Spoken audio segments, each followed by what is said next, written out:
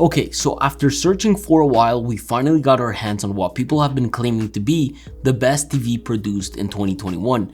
I have been super excited to get my hands on an LG C1, which is why I bought the 65-inch model for the office, so we could eventually enjoy some game nights, watch awesome movies, and watch the Premier League. And so after watching so many reviews online, I decided to buy a unit and create my own first impressions and review video, which is why today we're going to go over the unboxing, the setup, talk a bit about the design features along with what this TV can deliver for you.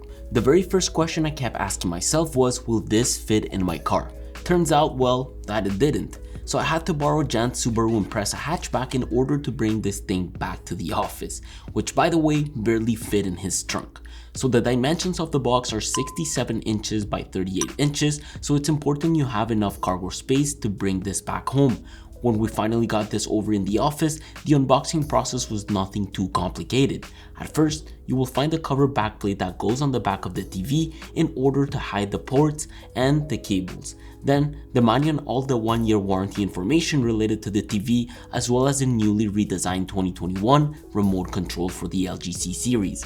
And yes, it does come with batteries. Now, the top styrofoam part does reveal the front plate along with a stand hidden on the side of the box, which by the way is really heavy, coming in at 20 pounds. TV manufacturers usually make it super easy to slide the box out, simply because you don't want to take the TV out from the top since it's so thin that it could damage it. But overall, this makes it even easier to lay the OLED TV flat on a sofa to install the stand. Just make sure you assemble the stand together before installing it on the TV and use the screws that came within the back. With this, you can easily mount it on the back and screw it all in. Although I do recommend you handle this TV with a friend so you can easily stand it on your media unit. Keep in mind that if you are planning to mount the TV, the power cable is not removable, which means that you automatically get a 57-inch cable. So if you need more length, I recommend using an extension. So the TV weighs around 53 pounds without the stand and has a VESA mount interface of 300mm by 200mm. Yes, this looks cleaner, but I do like the fact that the stand delivers a slight lean to reduce glare and reflections, which almost makes me want to keep it on its stand to consume content.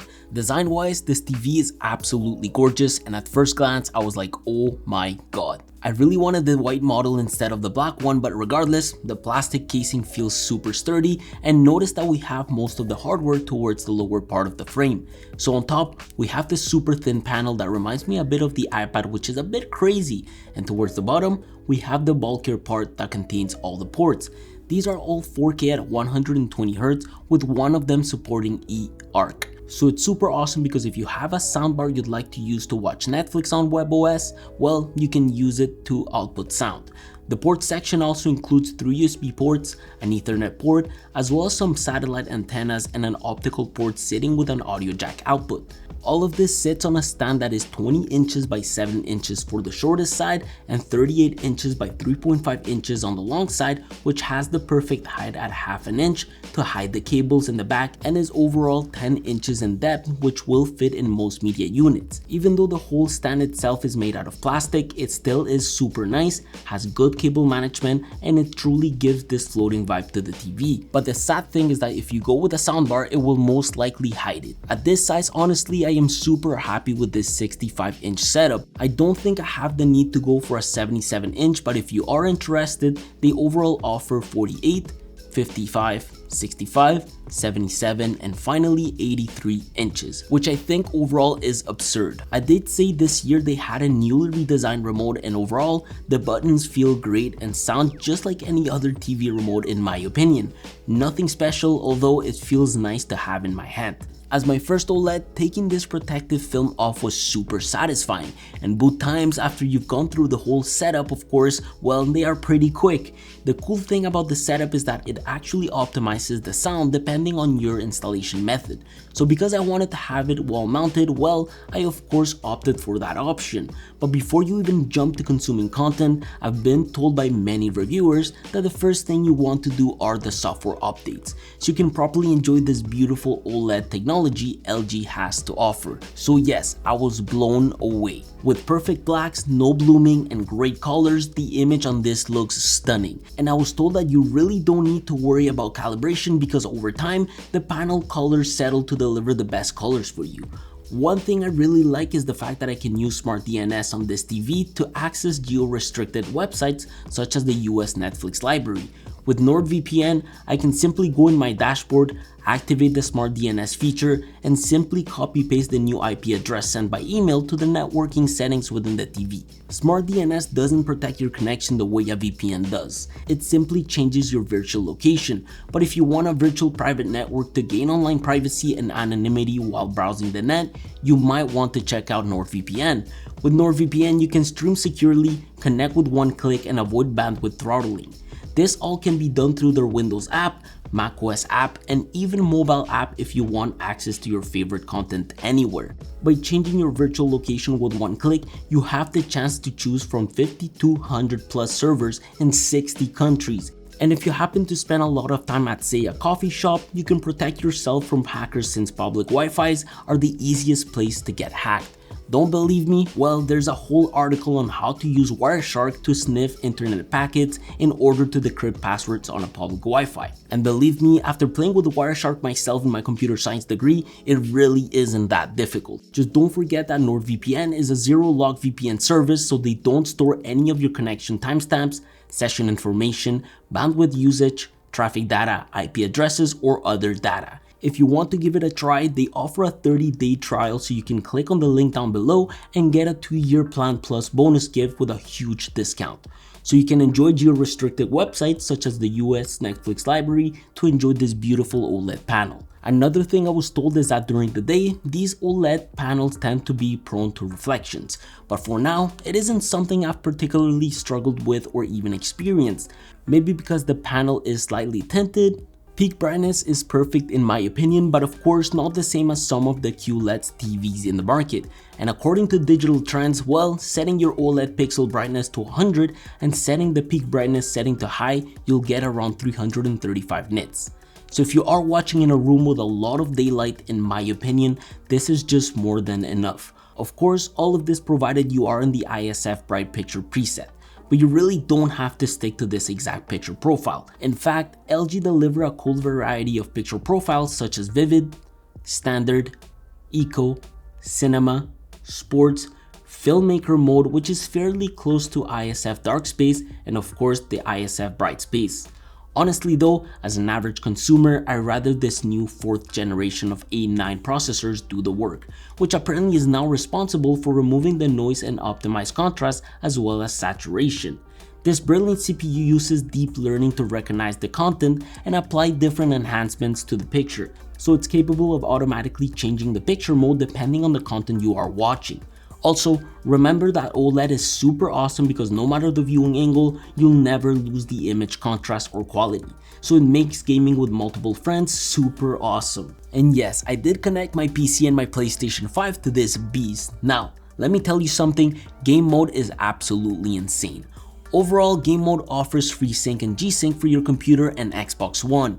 It automatically turns auto low latency on and delivers up to 120 Hz at a 1 millisecond response time. So I really felt like I was constantly having a great gaming experience with no tearing involved, no input delay thanks to the low latency and the variable refresh rate, and if I was gaming on PC, the TV automatically adjusted to deliver the optimal frame rate. Keep in mind though that the PlayStation 5 currently doesn't support VRR, but it doesn't mean that it can't deliver great picture quality smoothly with outstanding low input lag and a near instantaneous response time. So if you press this green button multiple times on your remote, you'll realize your VRR won't be on. In fact, going through the menu into the game mode optimizer, you'll see that the setting is completely off, which is why I connected my PC so I could get the full gaming experience. Within, you can change the picture settings to match the game you are currently playing, adjust the black stabilizer and white stabilizer, as well as activating OLED Motion Pro, a setting that is responsible for inserting black frames to reduce motion blur. But it's important to know that you will be giving up G-Sync and FreeSync. Further down into the menu, you have the reduce blue light setting, boost the input lag prevention if you want to, AI sound to dynamically adjust your internal speakers to match the current game you are playing, and towards the end, we've got the VRR settings with a fine-tuned dark area slider. Truthfully, for gaming, it really reminds me of the Gigabyte Aorus monitor I reviewed a few months ago, but with a better panel. I absolutely love this thing, and I really believe that this TV is a hard one to beat in terms of gaming performance. Although in terms of webOS, it's a bit slow in my opinion. Keyboard is slow and the cursor is not as accurate as I would have liked it to be. Overall, they did refresh it for this year and so it looks a lot better. It is easier to understand, but the fact that it's slow, it just reminds me of the Sony TV I have at home. But it's super well designed and I love the fact that the home dashboard is super clean and UI friendly. For me, this is the part where I spend the least time focusing on because I just use it to browse the store and download the apps I want. By the way, the remote has a mic so you can use Alexa or Google Home as your virtual assistant. I do wish I had a cable that was long enough to avoid running this whole TV through Wi-Fi, but overall, the internet connectivity has been okay so far. And so within this menu, you can not only set up your Wi-Fi, but you can change some cool features. The menu settings within the C1 is actually pretty simple and easy to navigate. And here, you have the possibility to browse the picture settings, sound settings, general, and the support settings. I was told to disable the energy saving settings in order to have a more color accurate TV and avoid dynamic picture output at all times. Regardless of that, this is a place where it is super easy to color calibrate your TV the way you want it. There are some extremely advanced settings in here such as clarity settings and color output settings. I haven't had the time to tweak them, but if you need them, they are available to you at all times. And so is the volume settings. Mount up. Oh yeah, that's a good stuff.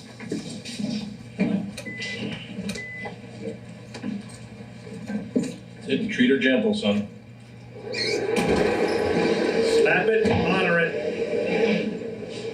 So, what made you want to pursue security? The built-in speakers are, in my opinion, very mediocre. They do sit at the base of the TV, so if you have it sitting on the stand, it will bounce off of it and produce better sound. Although in my opinion, they really aren't that good at all. In fact, I feel like it lacks a bit of bass here and there. It does get loud, but overall, it just produces unwanted distortions depending on the content you consume. The ideal situation here is to hook it up to a soundbar and connect it through the eARC port. You just simply want to make the most out of your TV, mainly when it creates a near real-life listening experience from a movie or video game with Dolby Atmos. Look, from the comments on every single video you can find on YouTube, everyone has been massively impressed by this TV. I personally suggest giving it a try, and I very well think that 65 inches is enough for 90% of us. I do recommend that if you ever get this TV, you check out the HD TV Test channel if you want to dive super in depth with it.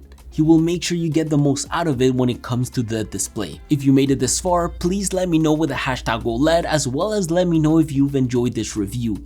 I will see you all within my desk setup video. Take care.